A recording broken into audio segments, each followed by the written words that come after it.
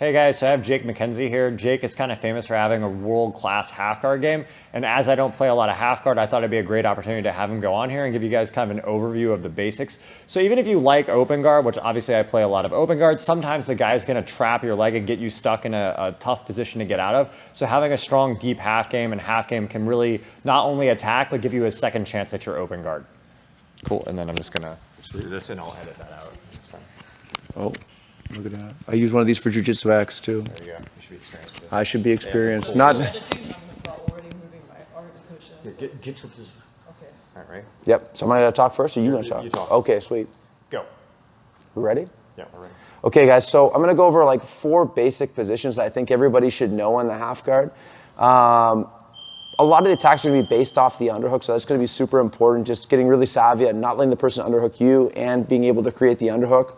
That's where the majority of your attacks are going to come off of. But like a couple basic attacking positions, I'll just go over some of the different concepts. So one thing that's really important is if you just lift this leg up here, John, this is kind of where I want to attack from. And it seems like a really weird spot because the thing is when's the guy ever going to do this? But the thing is if John goes on the ground, a lot of times if the person's locked in the half guard, what's going to happen is they're going to have to stand this leg up first anyway, because I'm never going to do this, you know, because he's going to be able to tip me into this corner, get underneath me, etc. So like some of the schools of thought that I might do to try to like beat the half guard if I can't underhook him, if I'm going to knee cut, I'm probably going to lift this leg up to settle into my knee cut. If I'm going to backstep or go to the saddle, whether it's gi or no gi, I'm probably going to have to lift this up and go to here. Same thing if I'm going to disengage. So that's something that I'm going to be looking for. This is really going to open up attacks for like knee twist and deep half guard, which are my 2 favorite attacking series. So if I'm looking for the knee twist, it's really important that I scissor my legs and I want to think about my stomach being like flush with the ground. So when I'm here, look, as I drop here, I want to like chop here. And I want to have this good pressure, almost like a ball and chain on his leg. Very important too, do you see how I keep this leg nice and like perpendicular to the ceiling? It's really important because now I have a really quick little pass off I can do. I'm obviously going to be really tight. I'm going to try to be ideally double underhook. So I'm going to be here and here. I'm going to switch and then I engage my hips. From here, you're going to get into all of your dogfight attacks. One thing that I'd say is really important is really establishing a good grip with your left hand. So like the deeper you can get, the better. Ideally, where I try to put the fingers is like in this little loop right here, because I can really glue my shoulder to them, and it makes it easier for me to be more versatile in the position. If John puts a whizzer on me here, another thing that I think is really important is a lot of jiu-jitsu people try to like wrestle up with the pants. If you get somebody that's a really good wrestler, that's going to be really, really hard to do, you know? So if he keeps like a nice wide base here with his legs and really like hunkers down on that whizzer, you know, and I keep this knee on the ground here, that's okay. So I'll try to do this little pass off. This is very strong because the biggest thing is if we get up into that dog fight, if he has this base leg to lean into me a lot of times, it's going to be very hard. So it gives me a huge advantage, you know, when I can like open his leg up a little bit, belly down, and then making sure that my leg comes up and swings into this space, you know? So I'd say if you want to start to play that knee twist, ideally some of those details are going to be really, really effective, you know? Making sure you go belly down and then making sure that you trap that leg and then I can swing up. So I'm looking for John to have this leg up initially. Here, don't hug onto this really tight. This is another thing. People will think they have to anchor their hand on something. They're like belt, lapel, my lapel. It's going to kill the rotation in my hips. So I don't want to do that. So I want to kind of be nice and loose, and just like as I drop into this space here, look, I'm just chopping, and now look, I drop my knee like on the back of his knee hinge, and I rotate my stomach down towards the floor, okay? He's probably gonna open his base up and put a whizzer on me. As he does that, remember, I need to keep good connection with my shoulder, have my arm here. Now look, I'll try to pass this foot off, catch. If there's enough space here, I don't have to do anything with his legs. Sometimes if it's a little like tight, I'll push his knee out a little bit. Now I'm raising my hand like I'm lifting my hand in class, extending my right leg, going belly down, crowding, and coming in. What's going to go hand in hand with this is what we were kind of talking about with a deep half guard too, is let's say that John has really good posture in his knee and he kind of bows his knee out this way a little bit. This is going to be really hard if he's got good positioning for me to get a good bite on him. But it makes it really easy for me to have like access to the deep half guard because I only have to rotate my hips a little bit. And honestly, I'm not really changing his position that much. All I'm doing is extending his leg. So like I'll try to bite on the knee twist when I can't. Look, I hook over top of his Achilles. Now this is the biggest thing. People just try to like turn their knees this way. It really has to be like a pendulum motion. So I want to go like extend, extend, extend, extend, swoop in, okay?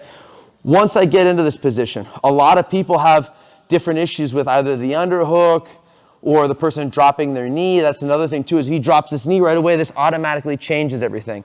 So let's go over that first, before the underhook.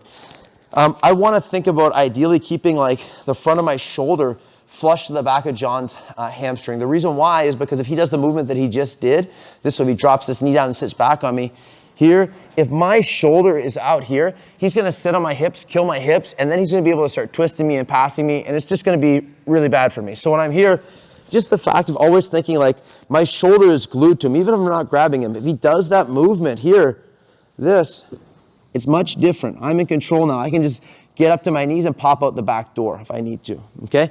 Another thing that's gonna be really important is like using my hook and keeping a lot of tension on his adductor muscle. This is gonna really cut down his mobility on top, you know? So as I'm here, what we can start to lead this into is the reverse half guard, because I wanna go over some of the positioning. It's my favorite spot to try to get into. Most of my guards try to lead into that half guard, but this is very important. So if John has his hands on the mat a lot of times, one thing I can do is to defend the underhook too is look, I grab on the inside of the belt and keep this very nice and tight. Some of the lapel variations are really good too, but the problem with this situation, if I know this grip is very popular, but it becomes a little bit problematic sometimes if I'm here with John and he's able to get his hand into this space, because I'm gonna have to repummel. So like if he's able to underhook me here a little bit, the only way that I can think about repummeling here is letting go of this and making this space bigger. He's gonna have more control of my arm. He can start to attack the arm lock, get the underhook deeper. So that's the thing where I think you don't run into problems with the belt. Like when I'm here, I can really lock this up nice and tight, and it makes it tough. And I always want to try to like use this mechanic with my hook and swing John this way to try to get him to base his hands on the mat. Whenever his hands are on the mat, and this concept stays true in all of the different half guards you're going to be working on, that he can't attack me, he can't come over me, he can't underhook me, he can't choke me. So the more you can get him to actively post, the better it's going to be for me, okay? Now, what I want to try to do ideally from here is I always use the deep half guard to try to set up the reverse half guard. What I'm going to do is I'm going to use my right arm here, and I'm going to do like a little shoulder shrug here, and I'm going to like kind of tuck my head like a turtle, and as I swing, I'm going to go swing, and I pop out the back door. So what I'm waiting for here is as John starts to turn back towards me to grab my head, I can either start to try to chase the back here, or even if I don't get that, if he's able to get all the way around here and he grabs me by the head, this with this hand here. Yep. Yeah. This is very important. When we're here, I really want to think in the reverse half guard. I never want to do this, because if John's able to grab my legs and pull them towards me, I'm going to get my guard pass super easy. It doesn't matter how good I am at the leg work or with the upper body. He's going to have me like almost on a smash pass, you know? So just making sure, like, people say triangle, but I don't think triangle is a great way to say it, because if you come over here, if you can see this space here, it's very easy, and I'm having a hard time to control his leg because there's a lot of space in there. So look, I like lock my legs this way, and I plant my left foot. And now look, I'm gonna rotate my hips a little bit.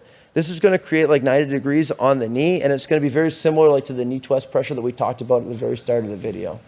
So this is gonna be much better to control. And my leg is really far away from John. So he's really gonna have to like get up and over to my leg to start to try to bring my legs over this way.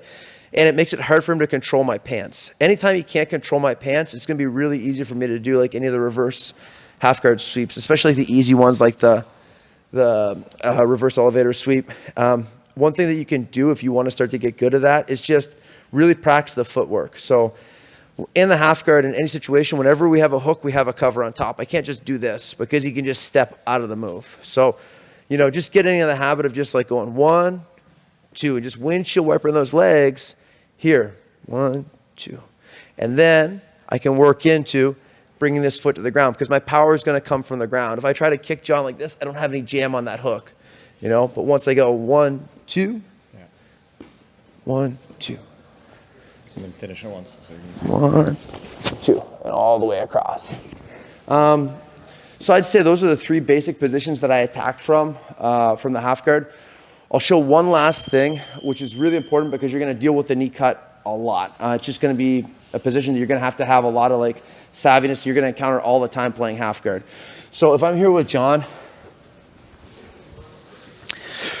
and he's settled into a good knee cut. A lot of people say, oh, I just need to try to bump him forward.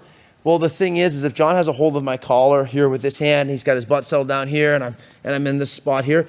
If I try to bump John over this way, he's gonna plant this hand on the ground here. Yep, you can post his hand on the ground for a second. And it hasn't changed anything. He's got great base in this corner. I haven't exposed his back at all. I used energy, I wasted a movement. He's gonna come back and we're gonna be back in the same position where he's gonna be able to reset and attack me with something different.